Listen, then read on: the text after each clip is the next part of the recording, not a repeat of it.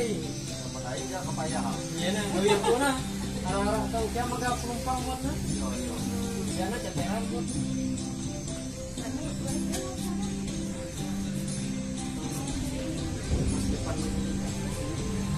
Ya, kami dari Universitas Pelangkaraya, Prodi Biologi.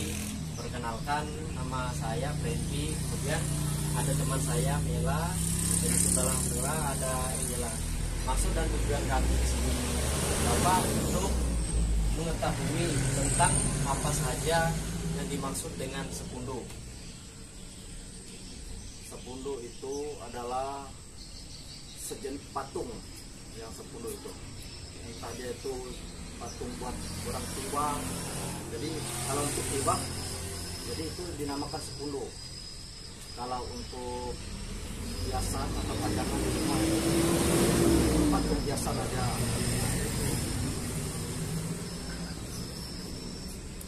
Kemudian proses ini Pak, apakah turunan atau warisan atau gimana gitu Pak? Kalau untuk seni pahat patung ukiran ini sebenarnya itu dari orang tua, memang ada dari orang tua, terus ada bakat alam juga. Jadi lahir sendiri ya. Tidak pernah kita mengikuti pendidikan atau sekolah kursus, tidak. Itu bakat alam, alami. Nah, kalau boleh tahu bisa nggak Bapak perkenalkan diri? Baik, saya perkenalkan diri saya. Nama saya yang sebenarnya, yang nama asli ya, Bapak Arianto. Kalau untuk panggilan sehari-hari itu Pak Oyong namanya. Ya. Kalau untuk nama anak Bapak David panggilan, nah, gitu. Kalau untuk umur saya 41 tahun. Nah, itu tahun 1982. Kemudian asal Bapak apakah asal dari desa Perhangan sini atau dari desa atau kampung yang lain? Kalau asal kelahiran yaitu dari desa Lawang Uru. Nah, di atas kampung Perhangan lagi. Lawang Uru. Di sini karena kita ikut sama istri aja.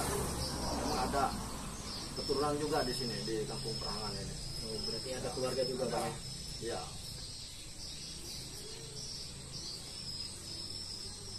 Terima kasih. Kemudian saya serahkan ke teman saya lagi Pak untuk bertanya.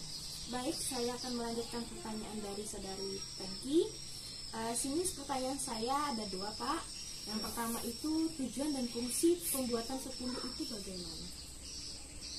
Tujuan sebenarnya itu tujuannya itu banyak sekali sebenarnya. Terutama satu yaitu untuk hiasan.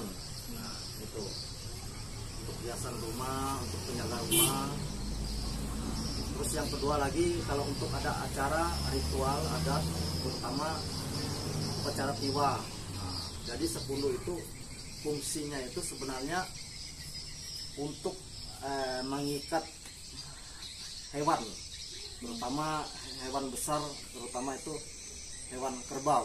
Nah, jadi diikat dulu di sepundu itu, sementara untuk ditombak orang untuk upacara ritual itu. Nah, itu. Terus apa lagi? Pertanyaan kedua, bagaimana proses awal pembuatan sepundu tersebut? Proses awalnya memang sebenarnya agak rumit juga. Kita harus berpikir melalui imajinasi kita gimana bentuk rupanya. Karena kita membuat ini kita tidak melihat gambar, cuma kita melalui pemikiran imajinasi kita bagaimana bentuknya sehingga dia jadi sesuai dengan pemikiran kita. Nah, itu. Terus Saya melanjutkan pertanyaannya. Kalau saya bertanya, ini sepundu ini terbuat dari kayunya bahan apa? kalau untuk bahan kayu yang patung yang ada ini sejenis kayunya ini cuma satu, yaitu kayu cangal namanya, cangal kayunya. Kalau yang seperti ini dari kayu plepek ini, plepek. Nah, kalau ini kayu keruing. Nah, Jadi beda-beda kayunya. Kalau ini kayu pantung. Tuh. Kalau yang di bawah ini lain lagi ini kayu garu ini. Kayu terong garu. Ya. Terus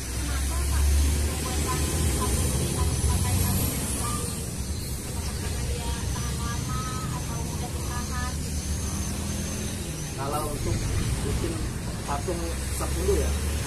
Nah, kalau untuk 10 itu harus kayu yang kuat. Nah, karena itu dia harus tahan panas, hujan. Nah, karena dia ditaruh di luar, dia di halaman rumah atau di depan rumah. Dia enggak di dalam rumah. Kalau di dalam rumah itu mungkin kita pakai kayu yang sedang lah. Nah, itu enggak juga kuat, enggak juga yang lemah kayunya. Nah, standar kayu. Biasanya bahan kayu yang digunakan itu umurnya berapa? Umur tanamannya? Umur kekuatannya. Kalau untuk kayu ini masing-masing ya. Kalau dari ulin itu mungkin bisa berabad. Beda-beda kualitas kayunya. Itu.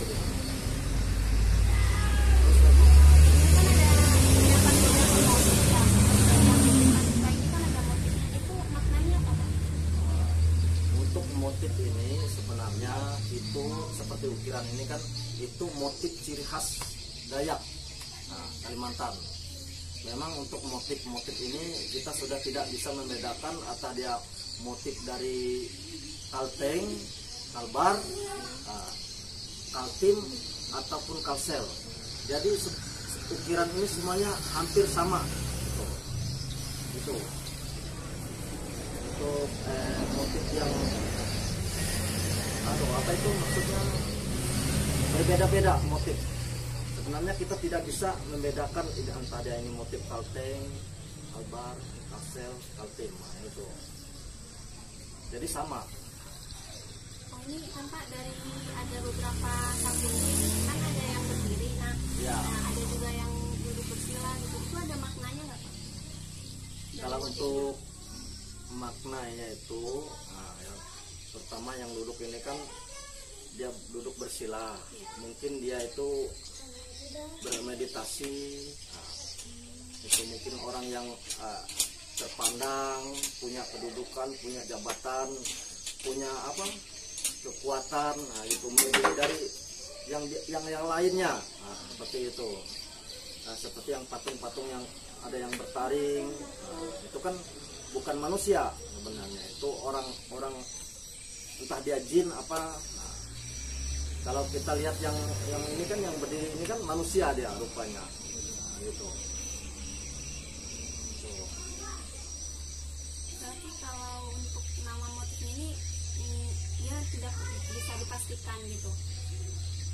Nama motifnya, Iya.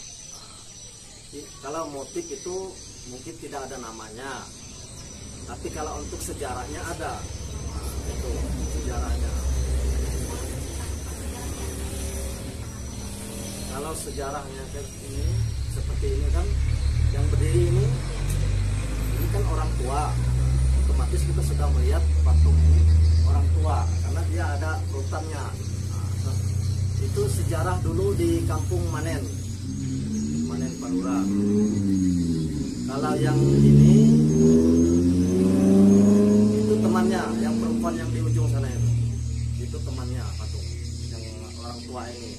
Perempuan itu orang gaib, Bawin Peneng namanya kalau orang gaib itu. Nah, itu. Kalau yang dua ini itu waktu ada ritual aja ini patung biasa aja, baru-baru aja ini. Kalau ini orang bersejarah juga ini. Kalau orang dulu itu disebut ini, kalau sampai sekarang itu kalau orang tahu itu Raja Tunggal Sumah. Kalau yang bertaring itu patung Gaharasi dan Garasa itu. Sejarah zaman dulu itu. Yang turun dari langit memakan manusia. Gitu. Terus lagi?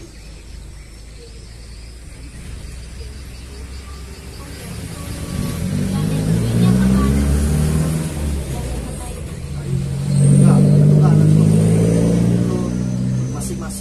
kayunya. Dan masing-masing kita dapat. Begitu juga dengan tingginya ya Pak. Iya, itu masing-masing.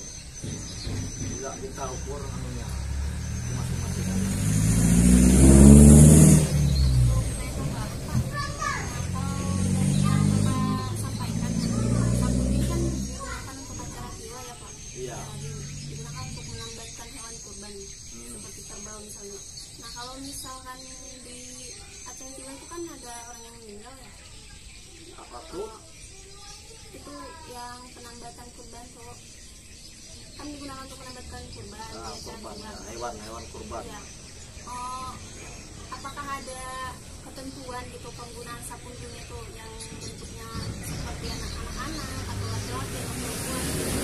Itu sebenarnya kalau binatang korbannya itu perempuan maksudnya ya, betina ya. Jadi untuk patung sepuluhnya itu laki-laki. Nah, itu benarnya. Dia bukan tergantung sama orang yang ditiwa. Orang yang ditiwa bukan. Dia tergantung hewannya. Nah, terus hewannya itu betina. Nah, terus sepuluhnya itu laki-laki. Itu 10 laki-laki ya. Seperti itu. Kalau boleh tahu Pak, sudah berapa lama menekuni profesi ini Pak? Kalau untuk pengrajin kayu ini patung patung ukiran ini dari kita SMP dulu, itu masih zaman sekolah. Kita ikut orang tua, tapi namanya kita masih kan nggak terlalu menekuni. Nah, cuma kita lewat-lewat gitu aja. Nggak tahu setelah apa itu kita udah untuk turun.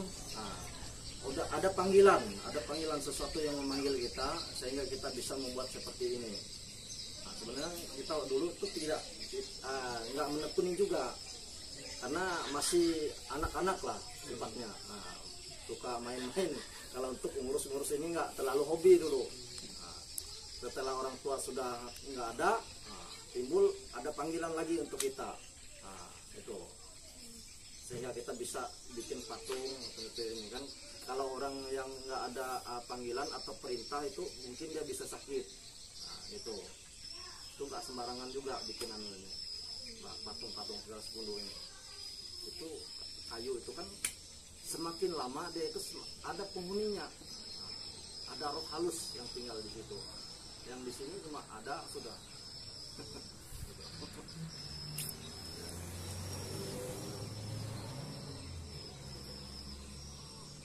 Sekian Pak pertanyaan wawancara kami. Terima kasih telah meluangkan waktunya Pak.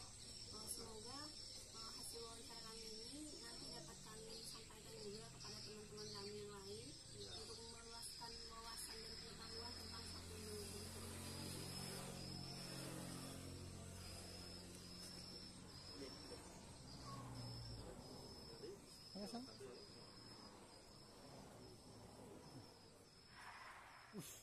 Mampus.